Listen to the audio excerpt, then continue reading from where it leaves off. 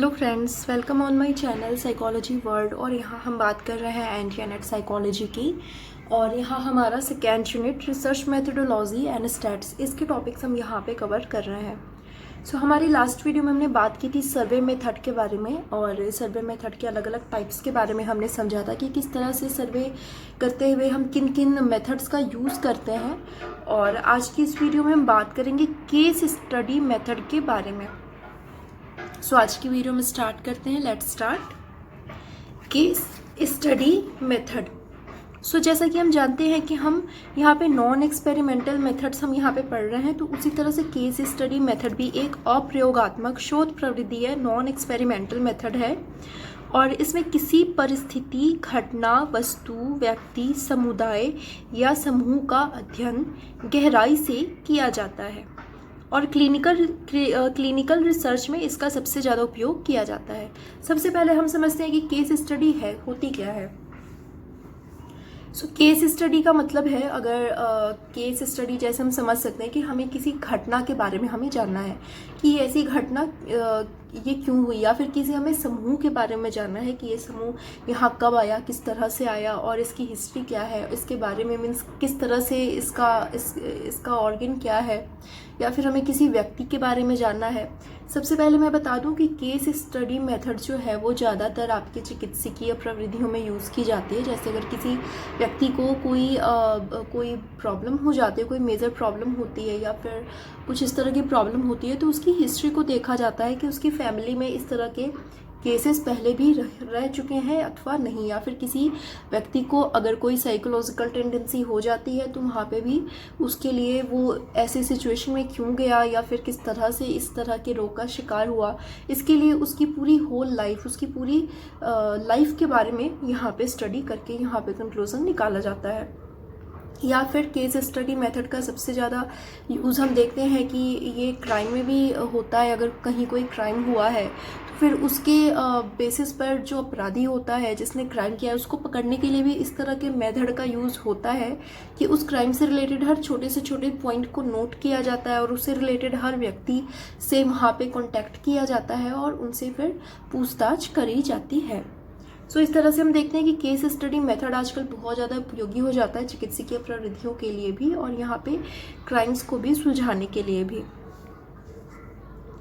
यहाँ पे हम देखते हैं कि इसके द्वारा क्या और क्यों का यहाँ पे स्टडी करी जाती है, कि ऐसा क्या हुआ और ऐसा क्यों हुआ, इसकी स्टडी यहाँ पे करी जाती है। इसको आप नोट कर लें। साथ ही यहाँ पे आईवी में किसी भी तरह का कोई भी जोड़ तोड़ नहीं होता, जो कि हम स्टार्टिंग से देखते आए हैं कि आईवी में यहाँ पे किसी तरह का कोई भी मैनिपुलेशन नहीं किया जा सकता। आगे हम देखते हैं कि केस स्टडी में, केस अध्ययन में प्रेक्षण मीन्स ऑब्जर्वेशन, साक्षात्कार, इंटरव्यू, प्रश्नावली, क्वेश्चनायर, मनोवृत्ति परीक्षण, एटीट्यूड टेस्ट, व्यक्तित्व परीक्षण, पर्सनालिटी टेस्ट द्वारा आंकड़े इकट्ठा किए जाते हैं। और साथ ही साथ में अखबार से भी, न्यूज़पेपर कटिंग से भी, अगर उस घटना के बारे में जो कुछ छपा हुआ है पहले, या फिर कोर्ट के जो भी आदेश आए हुए हैं, या फिर सरकार ने उस मुद्दे के बारे में क्या चीज़ें कही हुई हैं, इस तरह से भी यहाँ पे जो भी चीज़ें मतलब उपलब्ध होती हैं, इन स्रोतों से यहाँ पे डेटा इकट्ठे किए जाते हैं। तो यहाँ पे क्या होता है, यहाँ पे किस तरह से काम किया जाता है कि अगर किसी व्यक्ति की केस हिस्ट्री को देखना है, केस स्टडी को देखना है, केस स्टडी करना है, तो वो किस तरीके से किया जाएगा। तो सबसे पहले तो व्यक्ति से पर्सनली डायरेक्टली उससे पूछताछ करी जा सकती है, उसका इंटरव्यू लिया जा सकता है, उस पर कुछ टेस्ट अप्लाई किए जा सकते हैं, जैसे एटीट्यूड टेस्ट हो गया, एप्टीट्यूड टेस्ट हो गया, पर्सनैलिटी टेस्ट हो गया। इस तरह के टेस्ट अप्लाई किए जा सकते हैं, या फिर उस पर क्वेश्चनायर भी फिल करवाया जा सकता है उसको, या फिर वो जिस इन्वायरमेंट में रहता है उस इन्वायरमेंट की भी स्टडी करी जाती है, उसके आसपास के माहौल, उसके फ्रेंड सर्कल, उसका जो सोसाइटी है वहाँ से भी आंकड़े इकट्ठा किए जाते हैं। और कई बार ऐसा भी होता है, अगर ज़्यादा गहराई में जाना हो तो व्यक्ति ने कहाँ से अपनी स्टडी पूरी की है, वहाँ कॉलेज से, स्कूल से, उसको कौन सी बीमारी रही, कौन से हॉस्पिटल में उसने चेकअप कराया है, वहाँ से भी जा कर के वहाँ से पूरी जानकारी वहाँ पे इकट्ठा करी जाती है, क्योंकि स्कूल में जो टीचर्स होते हैं या फिर जो डेटाज होते हैं वो सबके डेटाज सेफ रखे जाते हैं, जहाँ से कि अगर कभी ऐसी सिचुएशन होती है तो व्यक्ति की केस स्टडी वहाँ से जा कर के करी जा सकती है।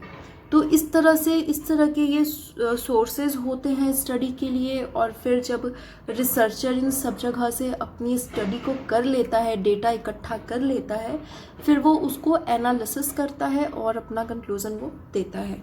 सो केस स्टडी जस्ट यही है। आई होप आपको ये क्लियर हो गया होगा, इसमें ज़्यादा कुछ भारी कुछ भी नहीं है।